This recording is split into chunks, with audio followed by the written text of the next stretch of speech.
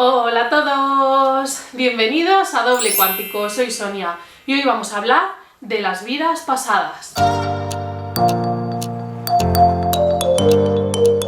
Bueno, pues yo personalmente sí creo que existen vidas pasadas, más que nada porque ha habido muchos casos en los que gente ha recordado su vida pasada y se ha podido corroborar con hechos y personas que eso era así. Entonces tú no puedes inventarte algo hasta tal punto que sea todo, cada detalle absolutamente real. Por eso sí creo que existen las vidas pasadas. Aunque también puedo dudar, o tengo dudas, cuando se hacen hipnosis regresivas a vidas pasadas, se esté recordando las vidas pasadas. Es decir, en esos casos tengo dudas de que se esté recordando las vidas pasadas porque podemos estar conectando con el inconsciente de algo por ahí que nos esté, digamos, mostrando su vida en algún otro espacio paralelo de tiempo, o que estemos conectando con un yo alternativo. No sé, pueden pasar miles de cosas, así que no creo que necesariamente las hipnosis regresivas estén mostrando las vidas pasadas, pero sí que creo que hay vidas pasadas, aunque tampoco estoy segura de que todos las hayamos tenido. Puede haber almas que sean muy que se encarnen por primera vez aquí y no haya tenido una vida como tal aquí en la Tierra que nosotros podamos recordar. Yo desde luego no he recordado nada de mi vida pasada, ni nada que yo pueda asociar a vidas alternativas, ni nada. La verdad es que nunca he tenido experiencias como estas. Pero en este vídeo os quiero hablar de dos casos que me han encantado, en donde sí recuerdan, empiezan a recordar datos de otra vida. Bueno, de otra vida, ellos no saben qué es otra vida, simplemente recuerdan datos y eventos y nombres, y se acaba averiguando que pertenecen a otra vida, a otra persona. Vamos a empezar con el caso de James Leininger. El matrimonio Leininger se casó en 1995 y vivían en Lafayette, en Estados Unidos. 3 años después, en 1998, tienen a su primer hijo, James. Bueno, pues nace un niño normal, dicen que era muy tranquilo, muy callado, no lloraba apenas, comía muy bien, vamos, un encanto de bebé. Pero con 2 años, de repente, empieza a llorar por las noches como si tuviera pesadillas. Por lo visto lo describen los padres como unos gritos desgarradores de sufrimiento, que se les helaba la sangre de ver a su hijo sufriendo de esa manera. Y bueno, pues el niño ya le cogen, le calman siempre y le dice, ¿pero qué pasaba? ¿Qué estaba soñando? Y entonces el niño decía, iba en un avión, lo derribaban y el avión estaba en llamas y el hombrecito no podía salir. Y repetía todo esto en bucle, muchas noches soñaba con esto mismo. Los padres, bueno, estaban impresionados con las sensaciones y las emociones que estaba teniendo el niño, como si eso fuera tan real que ese niño de 2 años se estaba estremeciendo de miedo. Así que, pues los padres empezaron a hacerle preguntas para averiguar más de ese sueño. Pero vamos a ver, ¿y qué pasaba con el avión? ¿Quién le disparaba? ¿Por qué se caía? ¿Por qué estaba en llamas? Y el niño, recordemos, de 2 años, decía, me han disparado los japoneses. ¿Me explicas tú que un niño de 2 años sabe nada de los japoneses? Y entonces, claro, sus padres le decían, pero, o sea, ¿cómo sabes que han sido los japoneses? Y el niño decía, he visto un sol grande y rojo. Recordemos la bandera de Japón. Es decir, ¿cómo un niño de 2 años puede imaginar o puede soñar con algo tan complejo? Así que sus padres le siguieron preguntando, ¿pero de dónde ha salido ese avión? Y el niño, pues de un barco. Y entonces el padre le dice, ¿y ese barco tiene nombre? ¿Se llama de alguna manera? Y el niño dijo, sí, se llama Natoma. El padre le dijo, pues suena japonés, Natoma, suena japonés. Y el niño dijo, no, es de Estados Unidos. O sea, a cada respuesta que daba se añadía complejidad a todo el asunto. Así que los padres, en un estado de shock increíble, pues empezaron a buscar en internet. Y el padre, pues descubrió que casualmente un portaaviones de la Segunda Guerra Mundial se llamaba Natoma. Y este portaaviones participó en la batalla de Iwo Jima. Los padres no sabían qué pensar, decían, pero ¿cómo se ha podido inventar este niño cosas de aviones, de japoneses, para que luego lo esté soñando? O sea, no entendían nada. Y fue la abuela, la madre de ella, quien sugirió la posibilidad de, ¿y si el niño está recordando una vida anterior. La madre del niño claramente quedó convencida por esta teoría. Dijo, tiene que ser eso, porque yo veo sufrir a mi hijo como si lo estuviera viviendo él. Así que tiene que ser eso, tiene que estar recordando quién fue en una vida pasada.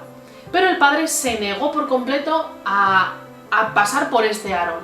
Decía, no, esto es imposible, esto son tonterías. O sea, esto son cosas que se está imaginando él porque lo ha visto en algún lado. En fin, que las pesadillas continuaban, o sea, era prácticamente toda la semana que tenía pesadillas, 5 días a la semana, dicen los padres. Lo pasaba muy mal. Y ya cuando cumplió 3 años, empezó a hacer dibujitos, lo típico en el colegio, en casa, y sus dibujos eran monotema. Aviones tirando bombas, explotando, fuego y cosas sangrientas que un niño de 3 años en sus cabales en esta vida no dibuja. No dibuja porque no tiene referencia para dibujarlo. Es decir, tú dile a un niño de 3 años que te dibuje un avión, cuando a lo mejor casi no ha visto un avión nunca. Y dile más, dibuja un avión tirando bombas. Va a decir el niño, pues yo qué sé, cómo dibujo un avión tirando bombas, es que no sé qué me estás contando. En una ocasión, el padre le preguntó, oye hijo, ¿tú te acuerdas de qué avión pilotabas? ¿De qué tipo de avión estabas tú pilotando? Y entonces el niño le dijo, sí, era un Corsair. Un Corsair es un tipo de avión. Entonces el padre averiguó que en este portaaviones, en el Natoma, no había ningún Corsair, lo que le sirvió para agarrarse y decir, ¿ves? Como el niño está imaginándose cosas porque de este portaaviones no ha despegado ningún Corsair, así que se lo tiene que estar imaginando, está mezclando cosas. Pero la madre insistió y le seguía preguntando cosas a su hijo siempre que tenía la oportunidad. Entonces, en una ocasión le preguntó, a ver, hijo, ¿tú te acuerdas o tú sabes cómo se llama ese hombrecito que no puede salir del avión en llamas? Y el niño dijo, me llamaba James. Pero claro, James se llamaba ahora mismo. Entonces, claro, el padre decía, a ver, es que se está imaginando cosas, se está inventando algo y como no se puede imaginar otro nombre, pues pone el mismo. La madre le preguntó por el apellido, pero el niño no conseguía acordarse. La mujer, muy insistente, decía al marido que por favor que tenía que seguir buscando información.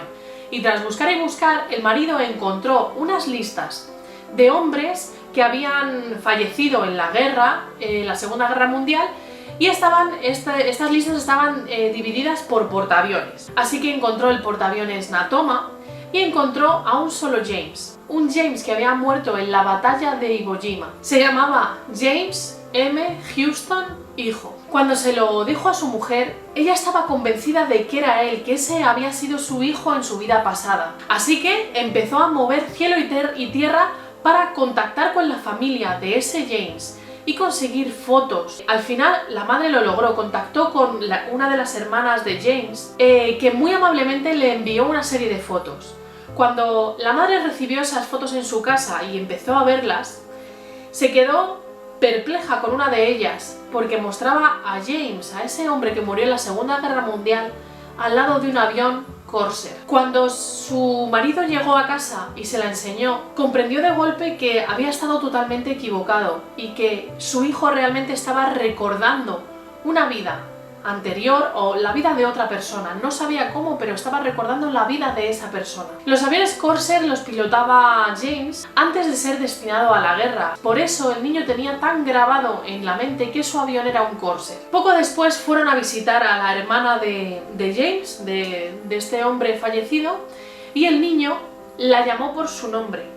Directamente, la llamó además por su apelativo cariñoso. En fin, fue un reencuentro bastante emotivo y la propia hermana sí creyó que ese niño era la reencarnación de su hermano. Así que, viendo que esta historia pues era real, decidieron hacer un viaje a Japón y acercarse hasta la bahía de Chichijima para, digamos, ver dónde se estrelló el avión y hacer como una especie de funeral, como una despedida para que el niño pudiera dejar esa vida atrás y empezar con su nueva vida. Así que compraron un bonito ramo de flores, se acercaron en una lancha hasta la zona y sus padres le dijeron que ya era hora de dejar esa vida atrás. En ese momento el niño se puso a llorar, depositó las flores en el agua, hizo un saludo militar y dijo, nunca te olvidaré. Y después lloró durante 20 minutos. Cuando volvieron a tierra, sus padres notaron que algo había cambiado en él, que realmente la despedida se había producido en los momentos en los que dibujaba. Sus dibujos ya eran diferentes. Sí que había aviones, pero ya no estaban soltando bombas ni estallando, sino que dibujaba pajaritos alrededor, dibujaba en el mar ballenas, delfines, y no estaban cargados de esa angustia que él tenía dentro. Así que la vida de un nuevo James comenzó. Me ha encantado esta historia porque, primero, no se puede dudar de ella porque es un niño de 2 años, no se puede inventar nada. Y segundo, porque los padres fueron súper comprensivos, se volcaron en averiguar qué estaba pasando y sobre todo hicieron algo que es fundamental, que es hacer ese acto simbólico de ir y hacer como un funeral para despedirse, para que él pueda despedirse de su vida anterior. Os voy a contar ahora la segunda historia. Es la historia de Jenny Cockell. Jenny nació en 1953 en Inglaterra y desde pequeña, al igual que James, empezó a tener sueños de otra mujer. Soñaba que era otra mujer que vivía en otro sitio, se llamaba Mary, y pues en esos sueños ella veía que tenía 8 hijos, pero claro, todos esos sueños acababan que ella se moría. Entonces estaba llena de angustia porque dejaba a sus 8 hijos solos. Así continuaron los sueños con esa angustia que se le generaba a esa niña tan pequeña con 2-3 años. Ya con 4 años empezó a preguntar a sus padres sobre si es que las personas, hemos vivido otras vidas antes, o hemos tenido o nos hemos llamado de otras maneras. Claro, preguntas muy extrañas que una niña de 4 años no puede hacer si no está viviendo algo, si no está convencida de algo. Pero bueno, para ella era normal y ella tenía como que esa era su otra vida. Fue creciendo, ella pues bueno, fue adolescente y se olvidó un poco del tema, la verdad. Se concentró en su vida, luego fue a la universidad, se casó, tuvo 2 hijos propios. Dejó de un lado un poco el recuerdo de Mary, de ser esa otra mujer, pero siempre apuntó sus sueños porque decía algo tiene que haber aquí. Su esperanza era que algún día pudiera dedicarse a investigar qué estaba pasando ahí. En sus sueños aparecían muchos detalles, la casa, cómo estaba decorada, los jardines, el huerto, incluso escenas familiares en la que los hijos atrapaban a un conejo y bueno, pues se lo enseñaban a ella, digamos, mucho detalle, no cosas genéricas, sino cosas con mucho detalle. Ella siempre lo apuntó, recordaba todo, la calle, el pueblo, dónde estaba cada cosa en el pueblo, incluso su muerte. 21 años después de la muerte de Mary, nació Jenny Cockell, esta mujer que estaba recordando la vida de Mary. Ella recordaba que había vivido en Irlanda entre los años 1898 y 1930, y cuando cogió un mapa de Irlanda, enseguida se le fue los dedos a una población muy concreta, el pueblo de Melaide. Comenzó a querer desentrañar todo este misterio, así que empezó a ir a hipnosis regresivas. Y en estas hipnosis recordaba muchísimos más datos, mucho más vívido que en los sueños. En 1989 por fin pudo viajar a Irlanda y fue al pueblo de Melaide. Estaba todo tal y como lo recordaba, pero su casa había sido destruida. Tan solo sobrevivía un pequeño muro que ella recordaba y que había apuntado y dibujado en la libreta de sus sueños. La BBC se interesó por toda esta historia, así que hicieron un documental pidiendo ayuda para intentar localizar o saber algo más de esta tal Mary que vivió en el pueblo de Melaide en Irlanda. Así que un granjero vecino recordaba y les dijo que se apellidaba Sutton, era Mary Sutton. Así que ya con el apellido empezaron a poder averiguar dónde estaban los hijos, los 8 hijos que había dejado. Y finalmente pudo contactar con 5 de ellos que seguían vivos. Ya tenían entre 50 y 60 años, si no más, y pudo reunirse con todos ellos. Les contó muchas cosas que había vivido en esas hipnosis, que había visto en sueños, y ellos quedaron atónitos porque realmente eran sus recuerdos. Esa escena de atrapar a un conejito, írselo a enseñar, ellos decían, pero ¿cómo puedes saber eso? Eso realmente pasó y se lo enseñamos a nuestra madre. Fueron ese tipo de detalles en los que les convencieron de que Jenny Cockell había sido su madre, Mary Sutton. Este reencuentro pudo ayudar a Jenny a superar ese sentimiento de culpa y de angustia que sentía en sus sueños, porque al morir dejaba 8 hijos huérfanos. y pudo ver cómo esos hijos habían hecho sus vidas, habían sido mayores, habían vivido plenamente y felices, y pudo dejar atrás toda esa angustia. En fin, me han encantado estas dos historias, están corroboradas, ha hecho documentales de ello, se han corroborado todos los datos, así que no hay trampa ni cartón. También muchos niños indios recuerdan sus vidas pasadas. Creo que es un fenómeno que no se puede negar, que no se puede decir que es inventado y que se debe tener en cuenta. Pero ¿de qué depende recordar una vida pasada?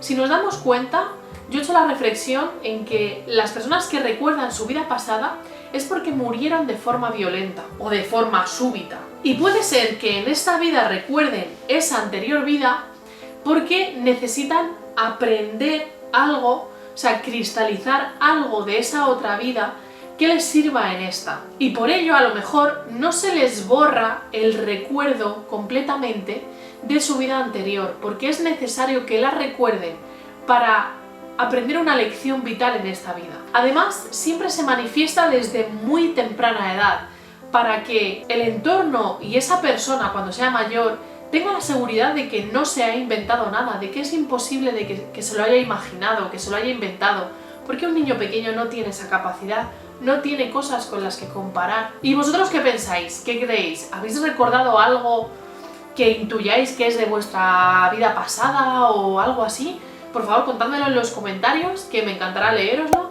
Y nada, muchas gracias por haber estado conmigo en este vídeo y nos vemos en el próximo vídeo. Besos a todos.